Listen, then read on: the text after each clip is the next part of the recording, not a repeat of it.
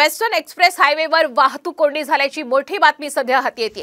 जोगेश्वरी, गोरेगाव, अंधेरीमध्ये सध्या वाहतूक कोंडी झालेली आहे आणि याच वाहतूक कोंडीची ही महत्त्वाची दृश्य आपण सध्या साम टीव्हीवर पाहतोय।